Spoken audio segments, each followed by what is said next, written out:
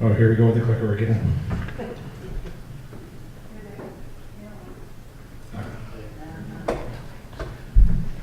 I'm going to tell you the story of how I accidentally became the architect for modern internet viral marketing. But that's a boast for later. I grew up here on Cape Cod, born and raised, and like many people who get to a certain age when you've been here your whole life, found a certain malaise around the age of 25. The lifer's dilemma. Can't get on the beach in the summertime, can't get in a restaurant, can't go to a club, too many tourists.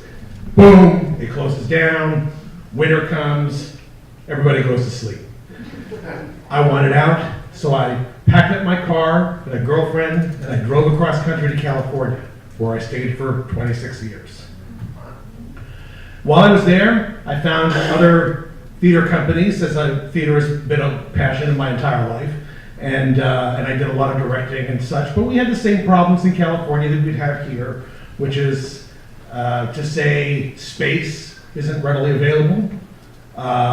So you would constantly be looking for rehearsal spaces, and wherever you could get them, someone's backyard, a garage, wherever.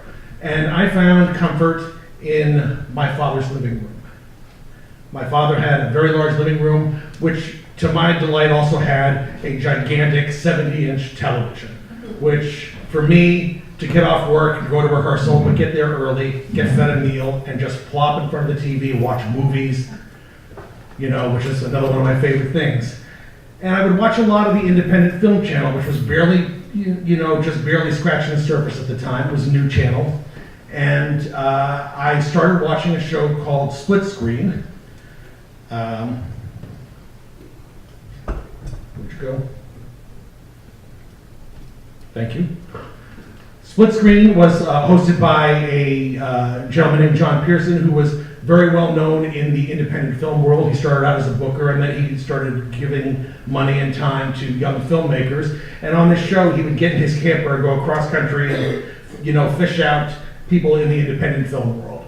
And while I was waiting for rehearsal one evening, a story came up at the end of Split Screen about 3 college students who had mysteriously disappeared while filming a documentary about a witch. Now, they played a little bit of the footage. They had a package that was about 2 minutes long, and it was grainy and black and white and just terrifying to look at. I never thought I would see a bunch of stick people hanging in trees that would scare the shit out of me, but this did. Anyway, I looked at my dad, and he's got matching hair on the back of his neck standing up like mine is. And I said, Dad, how come we never heard of this? I mean, these kids disappear. A year later, their footage gets unburied in a basement, and nobody's ever heard of this. He said, I don't know, son, you're gonna have to look it up. So for the next 6 months, I become a Blair Witch hunter. I'm gonna find out everything I can about these people. I'm gonna find out what happened. I'm gonna find out why the American public doesn't know what happened. So you'll find out at this time, which is about 1998, the internet still didn't have much. People were still playing with it. They didn't know what to do with it. It was like a toy, People weren't buying anything.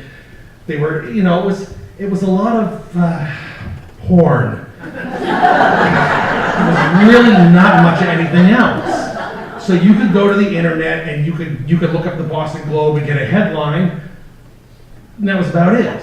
So I started looking at things like the FBI website, and I went to the local Maryland, archives for newspapers, anything I could find, but like I said, there really wasn't much.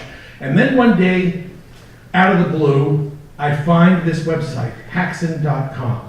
Now, Haxon Films is the name of the company who have been given the rights to make a documentary based on this footage that's been found of these missing students. And I'm overjoyed because I'm like, okay, I've got a connection. I've got somebody who knows something about this. So I go onto the website. Okay, it's a lot of stills, like 6 or 7 of them, they've already shown on TV. There's no backstory, there's no nothing, there's a little bulletin board. and bulletin boards at the time were kind of, it was like cavemen chiseling on a rock, you know? I mean, there was really nothing there. And these guys, they weren't even talking about the story.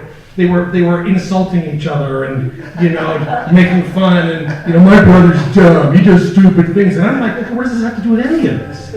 So I start leaving messages on the bulletin board. Hey, I'm really curious about these missing students. Can you fill me in and give me any information? Nothing. No responses from these people. Okay, fine. So I keep leaving messages, they're getting more and more hostile, and I'm kind of like, when you a-holes are done fooling around, can you give me some info, please? Well, not long after that, Heather Donahue, who's one of the 3 missing students, oops, thank you, her journal, which apparently showed up with the film, the missing film, they start posting pages out of this journal. And it's all about how she felt while she was lost, you know, in these woods, and how they're being terrorized. And I'm like, finally, I'm getting something. It's telling me something. And they're putting up a page and a half, 2 pages at a time.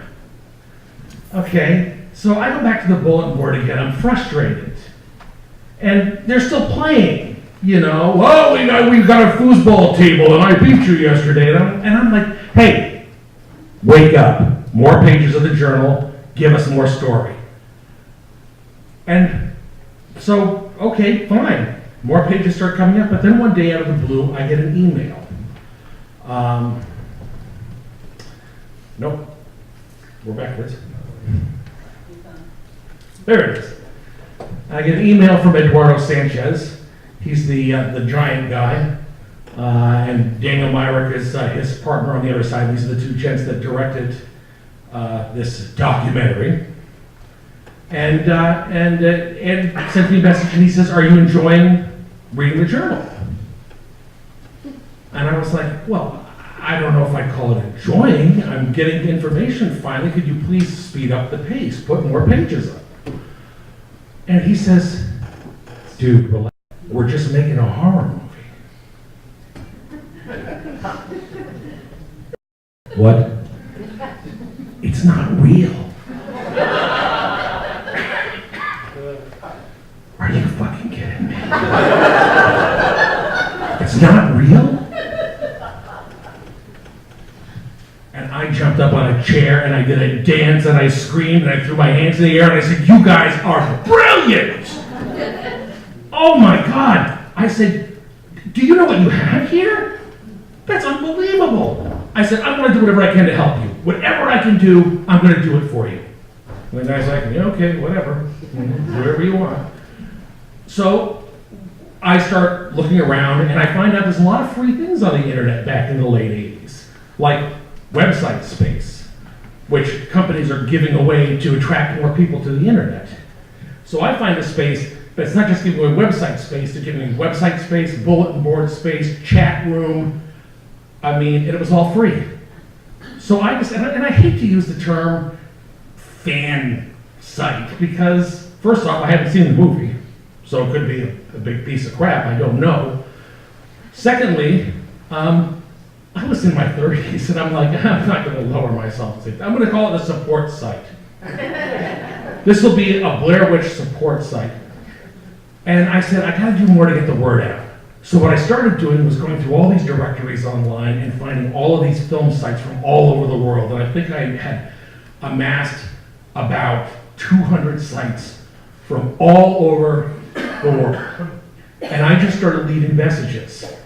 Hey, there is this movie you people are not going to believe. You're going to miss out. Get to this site, Haxon.com. And I started leaving these things all over the place. And I get an email from Ed one afternoon, and he says, what exactly are you doing? I explained to him what I was doing. I said, why? He said, well, I don't know. I mean, yesterday we had 2 hits on our site. Today we had 500 hits on our site. Okay, good. So this is working. So let's keep doing it. Let's keep pushing it. So in the meantime, they're finishing up the movie. They're making their horror movie. And I'm working on the internet, and I'm doing all of this, just jumping around to all these sites and, bringing people in and advising them, come to my site. The filmmakers will be there, they'll be in the chat room, they'll talk to you. You can post your messages or whatever you want. So my site starts getting a bunch of hits. So before you know it, we've got this internet cloud kind of forming that no one's ever seen before. It's getting huge. One day in October, I get a call from Ed, and he says, I just want you to know you're the first person we're telling our film got into the Sundance Film Festival. You can't tell anyone for 10 days. Fuck you, Ed. I'm telling everyone. But I managed to keep my mouth shut. Didn't say a word. And we all know what happened. The film went to Sundance. It got huge response. Bidding war went out. The movie got its, big release going in summer of '99. And, oh hey, wow. That was interesting.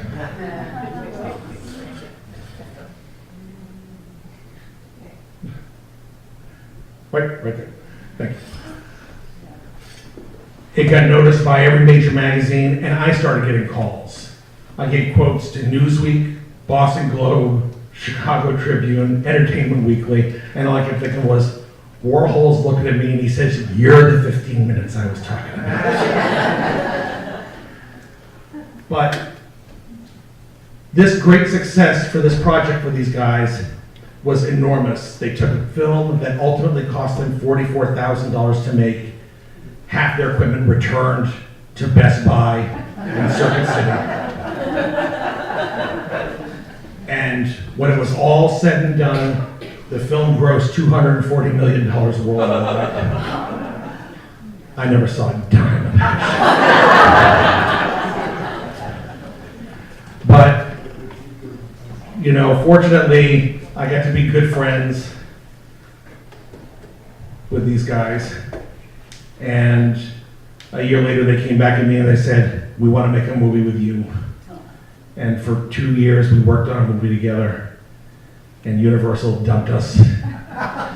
Nobody's even heard of it. It played on Netflix for 2 years and nobody still had ever heard of it. But regardless, this is a time that will never happen again, because the internet is now so washed out that this kind of marketing, this kind of work, this kind of detail to attention will never help a movie ever again. So I feel grateful to have been there during this time and to be a part of these guys. And that's my story.